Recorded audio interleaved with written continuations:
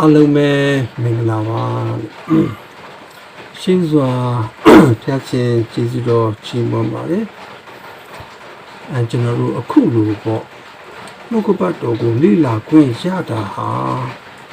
တကယ်ကိုကျေးဇူးတော်ချီးမွမ်းစရာပါဘာကြောင့်လဲဆိုတော့တမန်တရားကိုမကြားရတဲ့လူတွေဒီကမ္ဘာမှာအများကြီးဆိုတဲ့အတွက်ကြောင့်တမန်တရားမသိတဲ့လူတွေဒီကမ္ဘာမှာအများကြီးပေါ့ဆိုတော့ကျွန်တော်ကသဘောကျတယ်ဆရာတော်ကဒီFacebook မှာတင်တော့စာလေးရေးတာသဘောကျတယ်တမန်တရားလောက်အရေးကြီးတာဘာမှမရှိဘူးပေါ့နော်တကယ်တော့တမန်တရားလောက်အရေးကြီးတာဘာမှမရှိဘူးပေါ့ဘာလို့မနေ့ကညမှာရခိုင်ပြည်မောင်းတော်မှာကိုလာရှိတဲ့အမျိုးသမီးတယောက်ကိုလူတယောက်ကမတင်ကျက်တယ်ဆိုကျွန်တော်စဉ်းစားတာပေါ့ဒါမကောင်းဘူးပေါ့ဒါမှားတာပေါ့ဘာကြောင့်မှားတာလဲအရင်စစ်တော့သူမတမန်တရားမသိတာဒီလိုပဲတွေးလိုက်မိတာပေါ့နော်အဲ့ဒီလိုပဲဟိုအရင်တော့လည်းရခိုင်မှာပဲအသက်60လူတယောက်ကအသက်4နှစ်အရွယ်ကလေးလေးကိုမထိန်ကျင်နေတဲ့။အိုးနားမှာတမျိုးတော့မဲ့ဒီဟာတွေပေါ့ဒီလိုခါသီးလူတွေအရင်တနေ့ကလည်းအတော်ကြီးတယောက်ကိုလူငယ်တွေကကျိုးတုပ်ပြီးတော့ခေါင်းဖြတ်အများကြီးပဲနားနဲ့မဆအောင်ကျွန်တော်တို့ကြားရတယ်။ယူသွားပြီးယူတော့ယူသွားတယ်ဒီအကြောင်းအရာတွေကဒါကဘာကိုမိမောင်းထိုးပြနေတယ်လဲဆိုတော့လောကလူသားတွေကအမှန်တရားနဲ့တဖြည်းဖြည်းဝေးလာတယ်အမှန်တရားကတဖြည်းဖြည်းပျောက်လာတယ်ပေါ့ဒါကတော့သိတာတဲ့ထင်ရှားတဲ့အမှန်တရားဒါအမှန်တရားဆိုတော့ truth ပေါ့နော်ကျွန်တော်တို့equivocal နဲ့ univocal กว่าမှာပေါ့ကျွန်တော်တို့ကတော့သမာတရားခေါ်တာပေါ့နော်ဆိုတော့နည်းနည်းလေးမတိမတာမှားယွင်းတဲ့အမှန်တရားအမှန်ပေါ့နော်အမှန်တဝက်နဲ့အမှားတွေလည်းအများကြီးပဲဥပမာကျွန်တော်မသိကတော့ပြောသေးတယ်တိတ်ရှောင်ပင်က1962ခုနှစ်မှာမိန့်ခွန်းတစ်ခုပြောတယ်ကျောင်းတော်ကောင်ကဖြူစီဖြစ်စေမဲစီဖြစ်စေကြွက်ဖမ်းနိုင်ဖို့အဓိကပဲလူတွေကတအားသဘောကျတာဟာကျွန်တော်တို့ဒီကောင်းဆောင်ကြီး community ကောင်းဆောင်ကြီးတိတ်ချောင်ပြီးပြောတာမှန်လားပေါ့သို့တော့သူ့ရဲ့နိုင်ငံရေးနယ်ပယ်မှာသူ့ရဲ့စီးပွားရေးနယ်ပယ်မှာမှန်ကောင်းမှန်နိုင်ပါတယ်သို့တော့သမာတရားတခြားပေါ့သိပ္ပံနဲ့နည်းပညာနယ်ပယ်မှာအခြားသောဓာတ်နိကဗေဒနယ်ပယ်မှာအဲ့ဒီစကားမမှန်ဘူးဗျနောက်တစ်ခုပေါ့နော်နပိုလီယန်ကတဲ့သူအော်စတြီးယားနဲ့ရုရှားနဲ့ကိုသူတို့ပြင်သစ်ကသွားတိုက်တဲ့အခါသူကဘာပြောသလဲဆိုတော့ never interrupt your enemy when he is making mistake သိရရန်သူအမားလုပ်နေတဲ့အချိန်မှာသွားပြီးတော့မနှောက်ယှက်ပါနဲ့စကားကလည်းကဘာကြော်သွားတာပေါ့ခေါင်းဆောင်ကြီးနပိုလီယန်ပြောတာသူဆိုအဲ့ဒါတမန်တရားအရာမဟုတ်ပြန်ဘူးဗျခရစ်တော်ကပြောတာကငါပြည့်ညတ်သူကတင်းအရာလူတို့ကိုချစ်ကြလို့ဆိုတော့တမန်ကျမ်းစာထဲမှာပြောတဲ့စကားကမှန်လားမမှန်လားပေါ့ကျွန်တော်လည်းနည်းနည်းလေးပြန်ပြီးတော့စမ်းစစ်တာပေါ့ကျွန်တော်တို့လူတွေပြောကြတယ်လူဟာတနည်းကြရမယ်အဲ့ဒါအမှန်တရားပဲဒါ truth isခေါ်တာပေါ့နော်လူဟာတနည်းကြရမယ်ဘာကြောင့်လဲဆိုတာကတမန်ကျမ်းစာကအရင်ပြောတာလေယောမအခန်းကြီးနဲ့ငါအခန်းကြီး9အငယ်7မှာ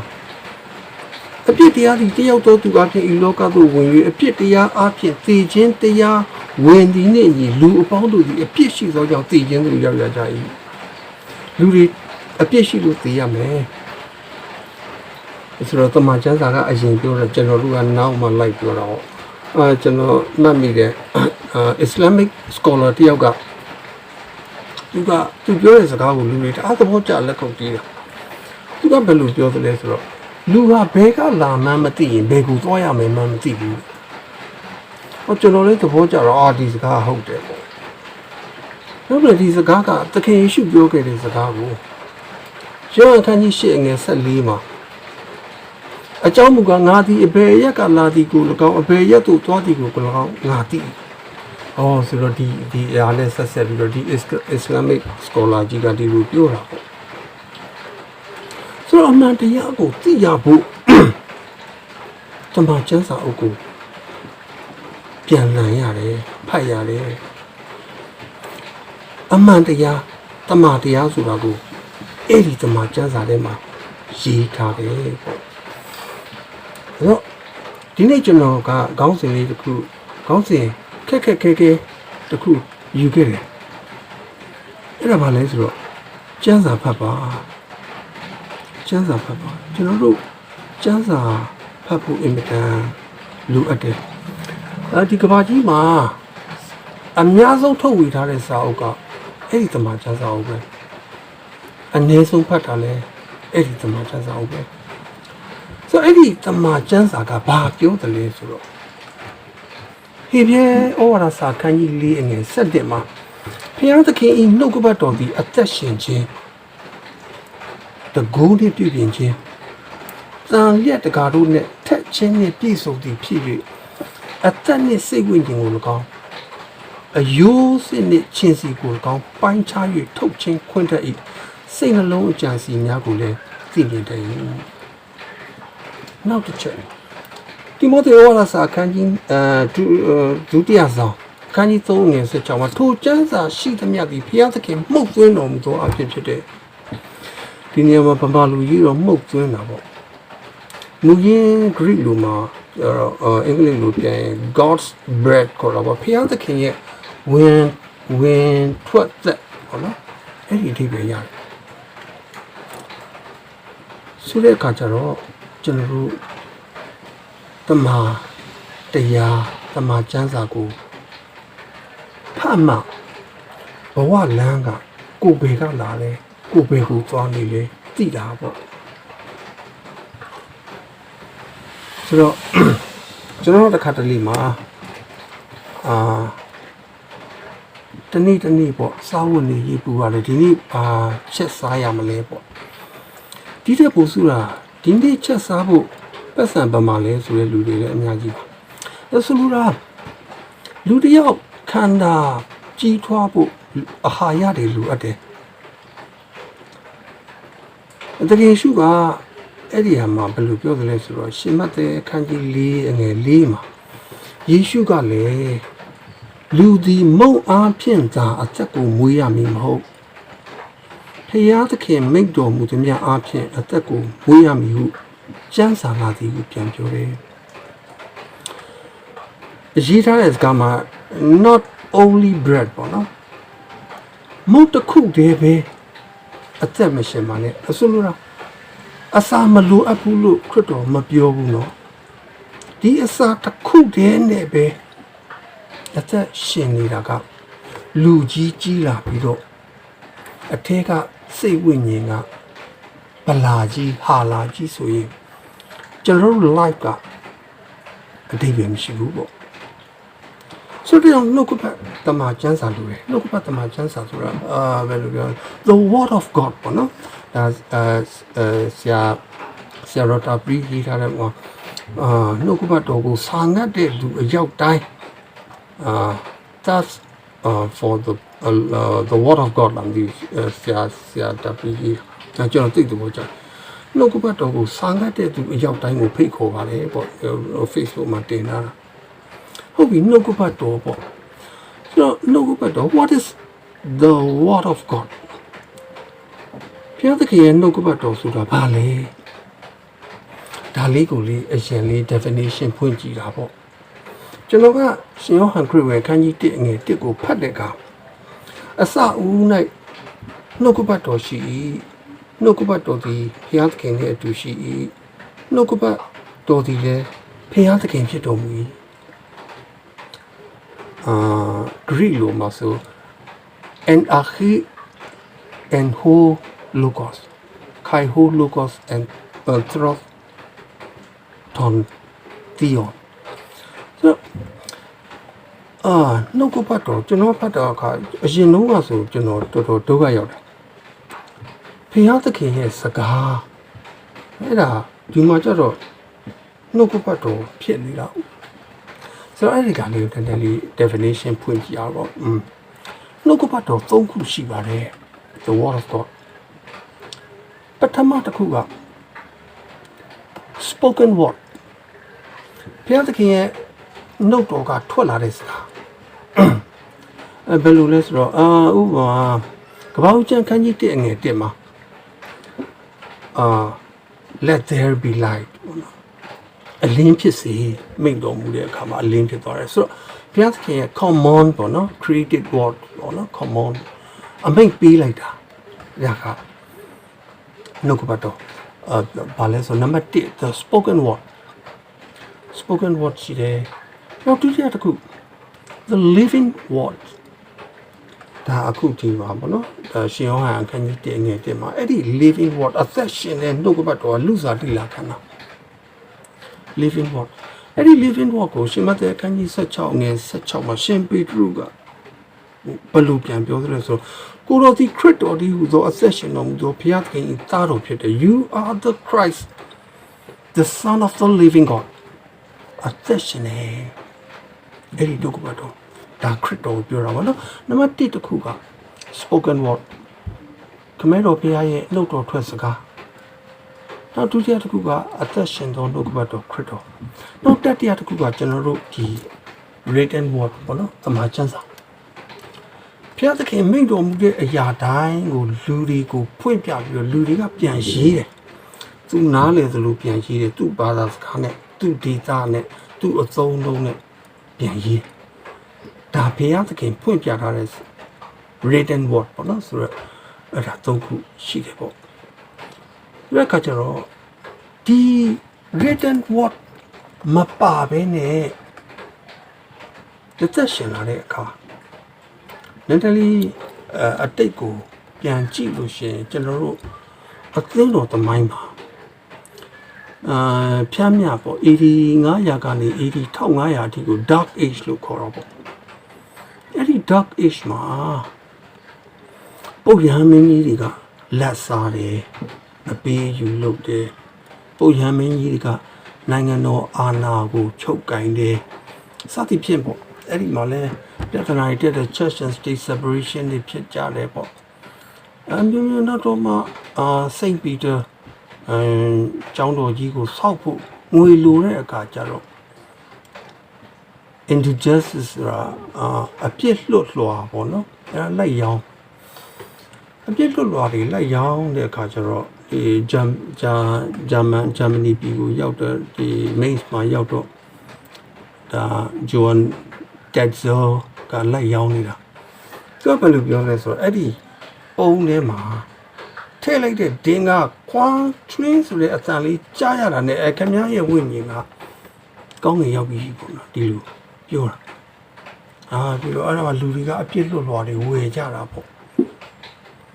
ဂျာမနီပြည်ရောက်တဲ့အခါမာတင်လူသာကလည်း1910မှာသူကဒေါက်တာဘွဲ့ရတော့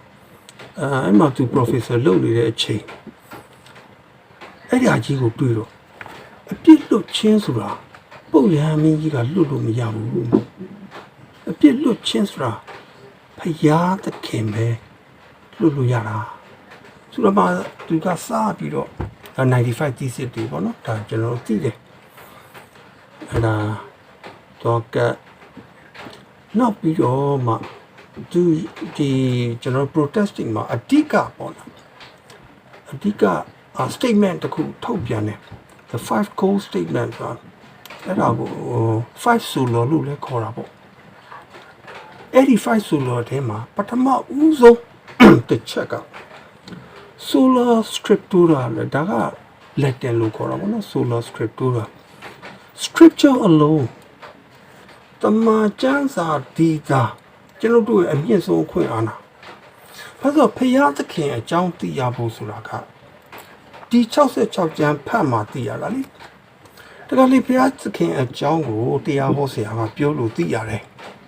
အဲ့ဒီတရားဟောဆရာကဒီကျမ်းစာအုပ်ကိုဖတ်မှသူသိတာဆိုတဲ့အခါကျတော့ဖျားနဲ့ပတ်သက်တဲ့အကြောင်းအရာတွေအားလုံးကိုကျွန်တော်တို့သိနိုင်ဖို့ကြားနိုင်ဖို့ရတခုတည်းဆိုလမ်းကဒီတမန်ကျမ်းစာအုပ်တအုပ်ပဲရှိတယ်ဆိုတဲ့အတွက်ကြောင့်ကျွန်တော်ကဒီနေ့ဒီကောင်းစဉ်လေးယူလာတာကျမ်းစာဖတ်ပါဖះအကြောင်းသိရဖို့ကျွန်တော်တို့အကြောင်းကျွန်တော်တို့သိရဖို့ကျွန်တော်တို့အတွက်ထားရှိတဲ့ဖះသခင်ရဲ့ရည်ရွယ်ချက်ကိုသိရဖို့ကျွန်တော်တို့ဘာကြောင့်အသက်ရှင်နေရတာလဲသိရဖို့ဒီကျမ်းစာထဲမှာအဖြေရှိတယ်ဘဝရဲ့အဖြေဒီ scripture ထဲမှာရှိတယ်ကျွန်တော်တို့ကမာတင်လူသောကအဲ့ဒီstatement လေး၅ခုပေါ့နော်ဒါအဲ့ဒီတုန်းကတော့ Latin လိုပဲအကျမ်းစာကရေးလို့ရတာကို့ဘာသာစကားနဲ့ကို့ဘာသာပြန်ရင်သတ်ပါတယ်အများ John Huss အသက်ခံရတယ်William Tyndale သက်ခံရတယ် Wycliffe အစသဖြင့်ပေါ့နော်အဲ့ဒီMartin Luther ရဲ့အရှိကအများကြီးအသက်ပေးရတယ်အဲ့ဒီသမ္မာကျမ်းစာကိုဟာနဲ့ကိုဘာသာစကားပြန်လာဆိုတော့အခုကျွန်တော်တို့လက်ထဲမှာဘာမှလိုဖတ်ရတယ်ကရင်ဆိုကရင်လိုဖတ်ရတယ်ကျွန်တော်ကအဲ့လိုပြောတော့ပြန်တတိရတယ်ကျွန်တော်တို့ဒီ Baptist and Foreign Bible Society အဖွဲ့ကြီးဖြစ်လာဖို့အသက်10နှစ်အရွယ်ကလေးမလေး Mary Jones ဆိုတာလေကျွန်တော်တို့လွန်ခဲ့တဲ့ပတ်က Bible Day ကိုဆိုတော့အဲ့ Bible Day မှာသူ Mary Jones အကြောင်းကိုအမြင်ပြောအသက်10နှစ်အရွယ်ကလေးလေးကပတ်စံလေးစုပြီးတော့16နှစ်မှာ26မိုင်ဝေးတဲ့ Baller ဆိုတဲ့မြို့မှာသွားပြီးတော့ကျန်းစာအုပ်သွားဝယ်တယ်ပေါ့ဆိုတော့သူသိတယ်သူကဘာလို့သိလဲဆိုတော့တရက်ပေါ့နော်သူလည်းသူ့အမေနဲ့ဘုရားကျောင်းကအညကြီးအိမ်ပြန်လမ်းလျှောက်လာတော့မှောင်နေတဲ့အချိန်မှာသူကခလုတ်တိုက်တယ်သိတယ်မှောင်ရင်ခလုတ်တိုက်တယ်အလင်းမရှိရင်ခလုတ်တိုက်တယ်ကျွန်တော်တို့ဒီမှာအလင်းရှိနေတယ်ကျွန်တော်ဘဝခရီးမှာခလုတ်မတိုက်ဖို့အတွက်နှုတ်ကပတ်တော်ရှိတယ်ဖတ်ရမယ်ပေါ့နော်ကျွန်တော်အခုဆိုဆရာတော်တို့အသင်းတော်ပေါ့နော်grace အလုံးပေါ့နော်အဲ့ဒီ5ဆိုတော့ကျွန်တော်ခုနပြောတာ sola scripture ရှိတယ် sola fide ဆိုတာfaith အလုံးယုံကြည်ခြင်းတည်တာနံပါတ်တစ်ခုကသမာကျမ်းစာတည်တာနောက်တစ်ခု sola fide ယုံကြည်ခြင်းတည်တာနောက်တစ်ခု sola gratias grace အလုံးကျေးဇူးတော်တည်တာနောက်တစ်ခု sola solus Christus ဆိုတာ Christ အလုံးခရစ်တော်တည်တာနောက်နံပါတ်5တစ်ချက်က Soli Deo Gloria ဘုန်းတော်တည်တာglory of God alone glory to God alone ပေါ့နော်ဆိုတော့ဒါကျွန်တော်တို့ protestant ခေါ်မှာအခုနှစ်ချင်းခရစ်ယာန်များရဲ့အဓိကမန်တိုင်ကြီး5ချက်ပါဆိုပြီးအဲ့ဒီထဲမှာကျွန်တော်ကပြောချင်တာနံပါတ်1တစ်ချက်က sola scripture ပဲဒီ scripture ကြောင့်ကျွန်တော်တို့ခရစ်တော်အကြောင်းသိရတယ်ဘုရားသခင်ရဲ့အလိုတော်တွေသိရတာဟုတ်ပြီဆိုတော့အခုအချိန်များပေါ့နော်အဲ့ဒီအသက်80နဲ့နှစ်လားမသိဘူးအဲ့ဒီMary Jones ကဆုံးသွားတာပေါ့နော်ကွယ်လွန်သွားတာခရစ်တော်အိမ်ပြန်သွားသူသာအခုရှိမယ်ဆိုရင်ပေါ့နော်ကျွန်တော်တို့ကိုပြောမှာပဲပေါ့ငါတို့က26မိုင်ဒီကျန်းစာအုပ်လေးရဖို့ရှောက်လိုက်ရတာနင်တို့မှအခုရှိတယ်ဘာလို့မဖတ်တာလဲသူပြောမှာပေါ့နော်ဟုတ်ပြီဆိုတော့သူခုနသိသွားတယ်တမန်ကျမ်းစာဟာအလင်းဖြစ်တယ်ဆိုတော့နံပါတ်1ချက်ဒီနေ့ကျွန်တော်3ချက်လေးဝင်ငါကျင်ပါတယ် The word of God is light ဘုရားသခင်ဤတုတ်ကပတ်တော်သည်အလင်းဖြစ်သည်ဘုရားသခင်နှုတ်ကပတ်တော်ဟာအလင်းဖြစ်ပါလေဒါကြောင့်လဲ119ခုမြောက်သောစာလံပိုက်ငယ်105မှာနှုတ်ကပတ်တော်သည်အကျွန်ုပ်ခြေရှိမှမိခွက်ဖြစ်၍အကျွန်ုပ်လမ်းခီးကိုလင်းစေပါ၏ နှုတ်ကပတ်တော်ကခြေလန်းတလန်းချင်းစီတိုင်းကိုလင်းစီတယ်လမ်းပြတယ်တခါတလေကျွန်တော်တို့ကဘဝလမ်းခရီးတစ်ခုကိုလင်းစီဖို့ search လိုက်လို့ဟာမျိုးပေါ့နော်ဘာလို့အဝေးကြီးမပြရတာလဲဆိုတာမျိုးစင်ကြီးပေးခြင်းပေးလို့ရတယ်ကျွန်တော်တို့ကမနှက်ပြန်အောင်မြင်ဖို့အတွက်ဒီနေ့ကျွန်တော်တို့ဘာလုပ်လဲကျွန်တော်တို့ဒီနေ့ခြေလမ်းကဘယ်ကိုသွားနေလဲဆိုတာအဓိကကြတာပြန်စဉ်းစားကြည့်တော့လေကျွန်တော်တို့ကတခါတလေအဝေးကြီးနောက်တစ်နှစ်နောက်နှစ်နှစ်နောက်10နှစ်ဘာဖြစ်ချင်လဲပေါ့အဲ့ဒီဘာဖြစ်ချင်လဲဆိုတာသိရဖို့ကဒီနေ့ခြေလမ်းမှန်ရဲ့လားဆိုတာပုံမူကြည့်ပါလေဆိုတော့တကြောင်တမန်ကျမ်းစာဟာဒီတလန်းချင်းစီကိုလမ်းပြတယ်ကျွန်တော်အဝေးကိုသိပြီးတော့တွေးပူစရာမလိုဘူးအဲ့ခရစ်တော်ပြောတာသိသားတယ်နက်ဖြန်လေးအတွက်မစိုးရိမ်နဲ့နက်ဖြန်လေးကသူ့ဘာသူစိုးရိမ်လိမ့်မှာကျွန်တော်တို့ဒီနေ့ကျွန်တော်တို့ဘာတွေးလဲဘာပြောလဲဘာလုပ်လဲအဲ့ဒီအတွက်လမ်းပြနေတဲ့နှုတ်ကပတ်တော်ရှိတယ်နောက်တစ်ခါတလေမှာပေါ့တော့ကျွန်တော်တို့ကပစ္စည်းလေးတစ်ခုကိုဒီပစ္စည်းကဘာလဲဆိုတာသိရဖို့အတွက်အလင်းအောင်လိုအပ်တယ်အခုမှလို့ဒီပစ္စည်းကအကောင်းလားအဆိုးလားအသုံးဝင်လားမဝင်ဘူးလားငါအတွက်ဟုတ်လားမဟုတ်ဘူးလားသိရဖို့ဒီပစ္စည်းဘာလဲဆိုတာသိဖို့လိုအပ်တယ်ဆိုတော့ကြောင့်အဲ့ဒီပစ္စည်းဘာလဲဆိုတာသိဖို့အတွက်အလင်းအောင်လိုအပ်တယ်ဆိုတော့ကျွန်တော်တို့ live မှာအလင်းအောင်လိုအပ်ပါတယ်အဲ့ဒီအလင်းအောင်ဘဝရဲ့အလင်းအောင်ဆိုတာကတော့ကျွန်တော်ဒီတမန်ကျမ်းစာလိုပဲဖော်ပြခြင်းပါတယ်ဆိုတော့အဲ့ဒီအလင်းရဲ့ဘုရားအခန်းကြီး1အငယ်9မှာဘယ်လိုရေးသလဲဆိုတော့ဟုတ်မှန်သောအလင်းမူကားဤလောကသို့ကြွလာလျက်ခတ်သိမ်းသောလူအပေါင်းတို့အားအလင်းကိုပေးသောသူဖြစ်သည်ခရစ်တော်ဟာအလင်းဆိုတော့ကြောင့်သူကပြောတယ် I am the light of the world ငါဒီဤလောကရဲ့အလင်းဖြစ်တယ်ထိုနည်းတူကျွန်တော်တို့ကဘာပြောသလဲဆိုတော့ you are the light of the world တင်လို့ဟာဤလောကရဲ့အလင်းဆိုတော့ကြောင့်အလင်းဒီဟူသောခရစ်တော်၌တည်ရင်ကျွန်တော်တို့လင်းရတော့မယ်ပေါ့တည်တယ်ဆိုတာက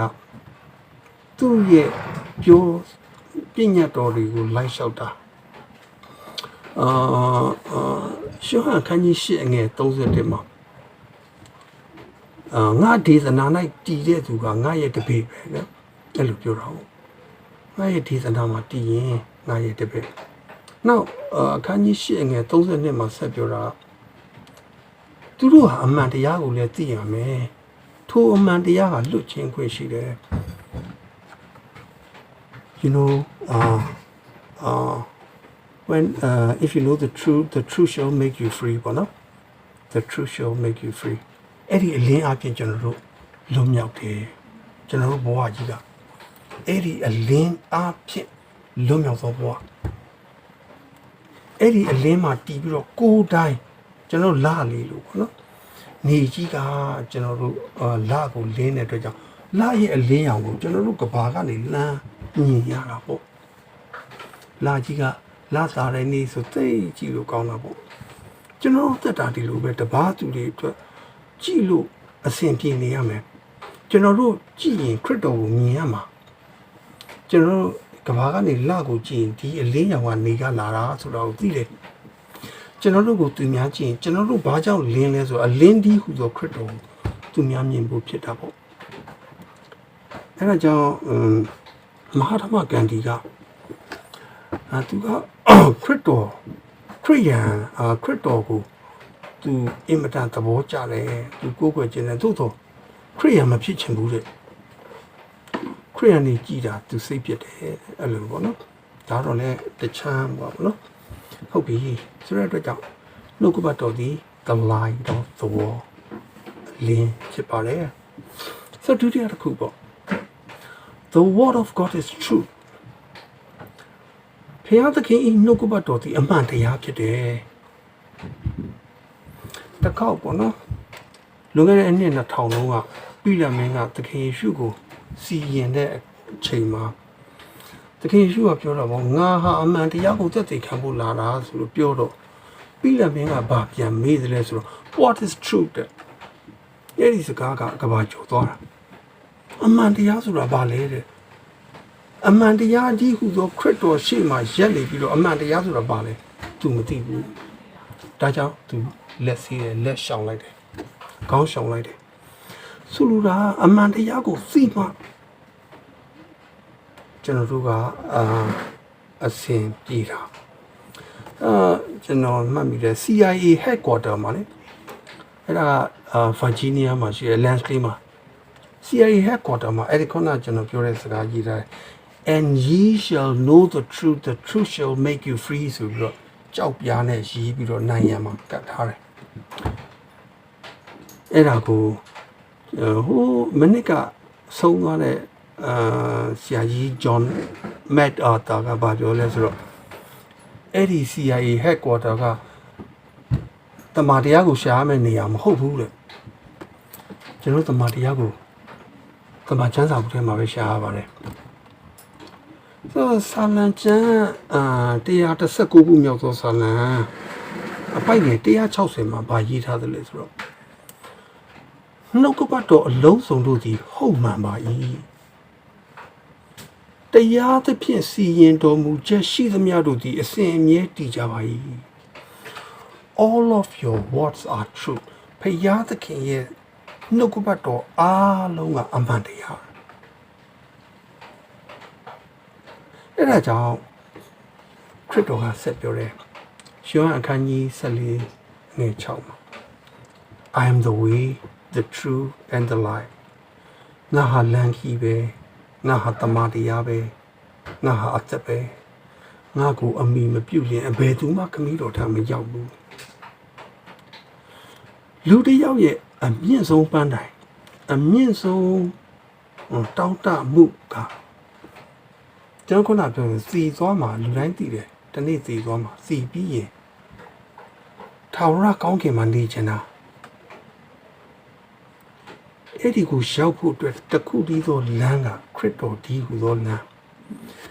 အဲ့ဒီခရစ်တော်ဒီဟူသောအမှန်တရားအဲ့ဒီခရစ်တော်ဒီဟူသောအသက်မှာအမိပြုရပါတယ်ယုံကြည်ရပါတယ်လိုက်လျှောက်ရပါတယ်ဒါမှကျွန်တော်တို့ထာဝရအသက်ဆိုတာကိုမိဆန်းခွင့်ရတာပါတခါတလေပေါ့ကျွန်တော်တို့တည်ပြီးရင်အဖျားသခင်နဲ့ဆက်ဆိုင်တာအလိုတော်တို့ဘာတို့သိမှာကျွန်တော်သိပြီးရင်သိမှာအရေးအကြောင်းတွေကောင်းငင်အကြောင်းတွေကောင်းကောင်းသိတာပေါ့သိပြီးသိမှာသိတယ်သို့တော့ယုံကြည်သူကမသိခင်သိဖို့ဖခင်သခင်ကဒီဟာတမန်ချမ်းသာပေးထားတယ်မသိခင်ကျွန်တော်တို့သိရမှာဆိုတော့လာစရုပေါ့တတိအကြောင်းပေါ့သိသွားတယ်တတိကြီးကနေရဲပြီးမှလာစရုလက်ဖြားလေးကရီလေးတစ်စက်လောက်ဆိုတော့ဒါကmetaphor ပေါ့နော်ခိုင်းနိုင်ကြတာနေရဲဆိုတဲ့အရာကြီးကဘယ်လောက်တောင်ဒုက္ခဆင်းရဲတွင်နဲ့တလေဘယ်လောက်တောင်ဘယ်လိုပြောမလဲစကားလုံးမရှိတော့ဘူးနော်ဆိုတော့ကဘယ်သူမှမသွားချင်ဘူးကောင်းကင်သွားချင်တယ်ကောင်းကင်သွားရဖို့တခုတည်းသောလမ်းကခရစ်တော်အဲ့ဒီခရစ်တော်ကအမှန်တရားဖြစ်ပါလေဆိုတာကကျွန်တော်ဒုတိယတစ်ချက်အနေနဲ့ပေါ့ The word of God is truth နောက်တတိယတစ်ချက်ပေါ့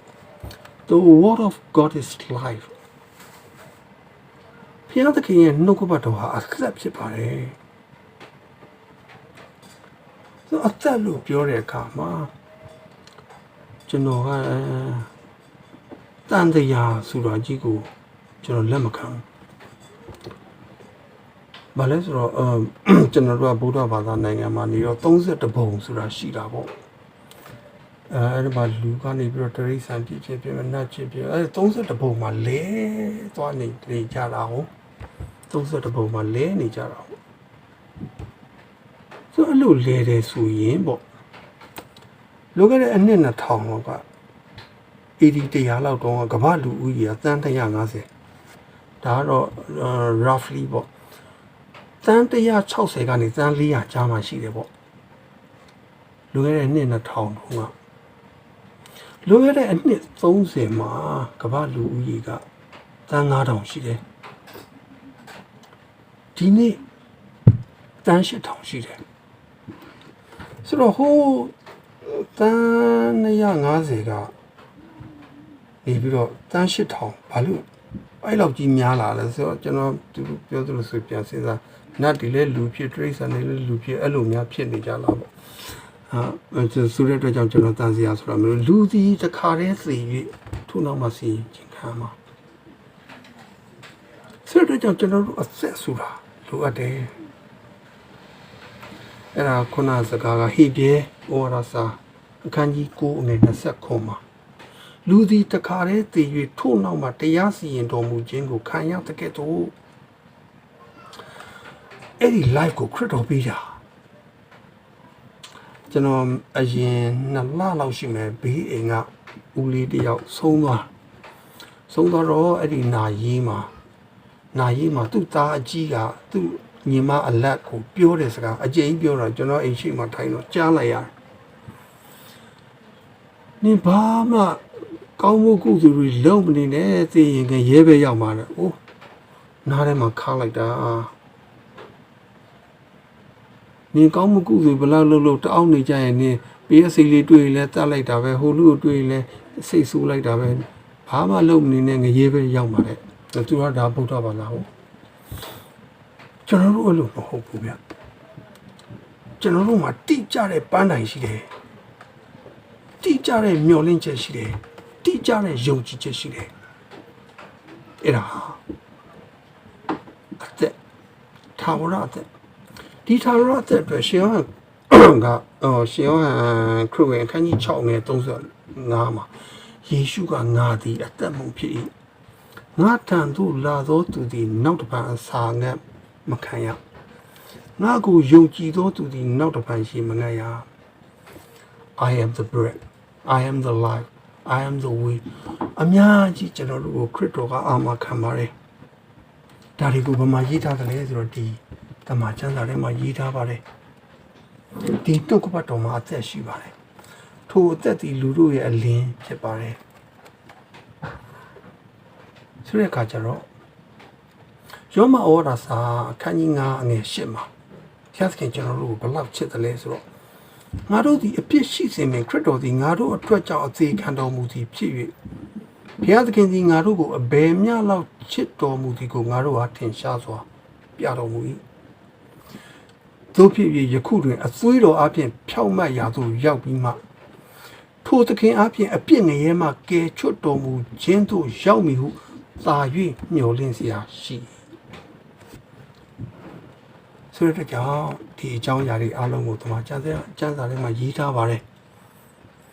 ကျွန်တော်တို့ဖတ်ကြည့်ရင်ကောင်းတွေ့ရမှာပါဆိုတော့ဒါကနောက်ဆုံးတစ်ချက်ပေါ့နော် The word of God is life ပေါ့နော်ကျွန်တော်အချိန်သိလဲမယူချင်တာပေါ့ဆိုတော့ကြောင့်နှုတ်ကပတ်တော်ဟာပထမတစ်ချက် The word of God is life အလေးမရှိရင်ကျွန်တော်တို့အသက်ရှင်ရည်တည်ဖို့မဖြစ်နိုင်ဘူးဘုရားသခင်ရဲ့ဖန်ဆင်းခြင်းထဲမှာဦးဆုံးဖန်ဆင်းလိုက်တာဟာအလင်းမှာကပ္ပဦးကျမ်းခန်းကြီး1ငယ်3မှာ Let there be light အလင်းကိုဦးဆုံးဖန်ဆင်းထားတယ်ဆိုတော့သူကိုယ်၌ကလည်းခရစ်တော်ကိုယ်၌ကလည်းပြောရ I am the light of the world ငါကအလင်းဖြစ်တယ်ကျွန်တော်တို့ကလည်းပြောရ You are the light of the world ကျွန်တော်တို့ကအလင်းဖြစ်တယ်အလင်းရဲ့သားသမီးကအလင်းထဲမှာကျင်လည်ပြီးတော့အလင်း reflect ပြန်ရအောင်ကျွန်တော်တို့လောကလမ်းကိုမိမိအားဖြင့်တပါးသူများလင်းစီဖို့ဖြစ်ပါတယ်ကျွန်တော်အဲ့လိုပြောတော့ပြန်သတိရတယ်ဟိုမခမမကျွန်တော်တငယ်ချင်းတယောက်ကညာကြီးသူကအပြင်ကပြန်လာတာသူကတမ်းမီထိုးပြီးတော့သူအဆောင်နဲ့သူပြန်လာအဲ့ဒါဘေးနာမြင်တဲ့လူတယောက်ကသူ့ပြောတယ်ဘာလို့တမ်းမီထိုးပြီးတော့ အဆောင်ကိုပြန်လာတယ်ပေါ့မှာမြင်လဲမြင်ရတာမဟုတ်ပဲနဲ့ဆိုတော့သူကပြန်ပြောတယ်နင်တို့လိုမြင်တဲ့လူတွေအတွက်တဲ့နင်တို့လိုမြင်တဲ့လူတွေငါ့ကိုလာတိုက်မှဆိုလို့တဲ့သူကအဲ့လိုပြောတယ်ဘယ်လိုလဲဖြစ်ဖြစ်ပါကျွန်တော်တို့ရဲ့ live ကလင်းစီဖို့ဖြစ်ပါတယ်ဒုတိယတစ်ခုပေါ့နော်ဒုတိယတစ်ခု the word of God is true ဒါကြောင့်ကျွန်တော်တို့ဒါကိုသမ္မာကျမ်းစာလို့ခေါ်တာပါသမ္မာဆိုတာအမှန်ပေါ့နော်အင်္ဂလိပ်လိုမှာတော့ true ပေါ့လွန်ခဲ့တဲ့နှစ်ထောင်ချီတဲ့ကရေးထားတဲ့သမ္မာကျမ်းစာဒီနေ့အထိတစ်ချက်မှမမောက်ဆိုတော့ကျွန်တော်ကလည်းအကျောင်းမှာဒီစစ်တင်တဲ့အခါကျတော့ကျွန်တော်အဲ့ဒါကိုရေးတာtruth and freedom ကိုရေးတာပေါ့အမှန်တရားဆိုတာဘာလဲဆိုတော့ကျွန်တော် definition ဖွင့်တာအမှန်တရားဆိုတာသမိုင်းတစ်လျှောက်ဘယ်တုန်းကမှမမားခဲ့ဘူးတဲ့အရာထို့အတူယခုလည်းမမားရဘူးနောက်အနာဂတ်ထာဝရမမားရဘူးဒါကိုမှအမှန်တရားလို့ခေါ်တာပေါ့ဆိုအဲ့လောက်မှန်နဲ့အဲ့ဒီလောက်အထီရောက်မဲ့အမှန်တရားဆိုတာလောကမှာတမန်ကျမ်းစာကလွဲလို့မရှိဘူးပေါ့အဲ့ဒါတော့နောက်ဆုံးတစ်ချက်ကနံပါတ်3တစ်ချက်က the word of God is life ပါဖျက်ကေနှုတ်ကပတ်တော်ဟာအသက်ကိုပြီးပါလေကျွန်တော်ဒီကျမ်းစာလေးကိုကျွန်တော်တို့ကဖတ်နေတာမသိဘဲနဲ့ကျွန်တော်တို့ရဲ့စိတ်ဝိညာဉ်ကိုပြုပြင်ပါတယ်။ဘာနဲ့တူလဲဆိုတော့ကျွန်တော်ပုံနေလေးတစ်ခုချဘူးလေ။အဖိုးကသူ့ရဲ့မြေးလေးကိုခိုင်းတာအဖိုးကအသက်ကြီးလာတော့မျက်လုံးမမြင်တော့သူ့မြေးလေးကိုသူ့ကိုကျန်းစာဖတ်ပေးပါဒီရက်ကိုတနားကျန်းစာဖတ်ပေးပါကလေးကဖတ်ရင်းနဲ့တင်းလာနောက်စုအဖိုးမိကိုထုတ်တယ်အဖိုးကျန်းစာဘာလို့ဖတ်ရတာလဲကျန်းစာဖတ်ရင်ဘာအကျိုးကျေးဇူးရမှာလို့မိတော့အဖိုးကျန်းစာဖတ်လာတာနှစ်ပေါင်းမနေတော့အဖိုးဘာပြောင်းလဲသွားလို့လဲမိတာပြီးတော့အဖိုးကအိမ်နောက်တွေကမိသေးချင်းတစ်လုံးကိုယူပြီးတော့အနာကချောင်းထဲမှာရေခတ်ခိုင်းတယ်ရေခတ်ခိုင်းတော့ကလေးကလည်းသွားမိသေးချင်းကြီးနဲ့ခတ်လာပြန်လာမပါဘူးကလေးကဒေါသထွက်လာ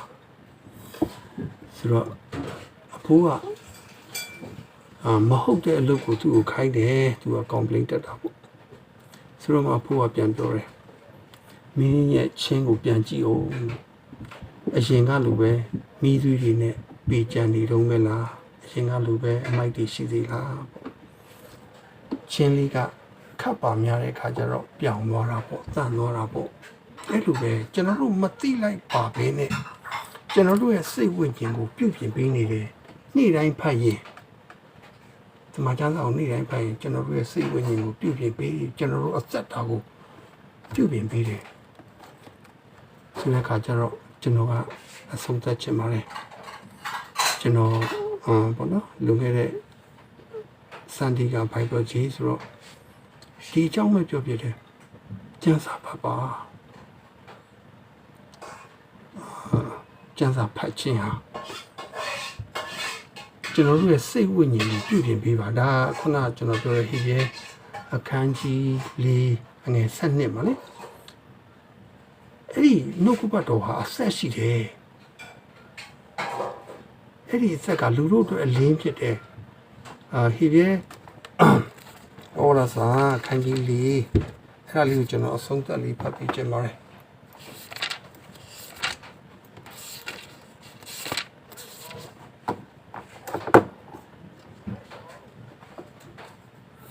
ဒီပြေဩဝါဒစာခန်းကြီး၄ငယ်7မှာဖျားသခင်ဤနှုတ်ကပတ်တရားတော်သည်အသက်ရှင်ခြင်းတကိုးနှင့်ပြုပြင်ခြင်းတန်လျက်တကားတို့တဲ့ထက်ချင်းနှင့်ပြည့်စုံသည်ဖြစ်၍အသက်နှင့်စိတ်ဝိညာဉ်ကို၎င်းအယိုးစစ်နှင့်ချင်းစီကို၎င်းပိုင်းခြား၍ထုတ်ချင်းခွင့်တတ်၏စိတ်နှလုံးအကြံစီများကိုလည်းသိမြင်တတ်၏ကြားရသူရောစီတိုင်းဖျားရှင် ဆက်လက်ပြီးဖွင့်ပြလျက်ထာဝရကျေးဇူးတော်များစွာခံစားကြရပါစေကျေးဇူး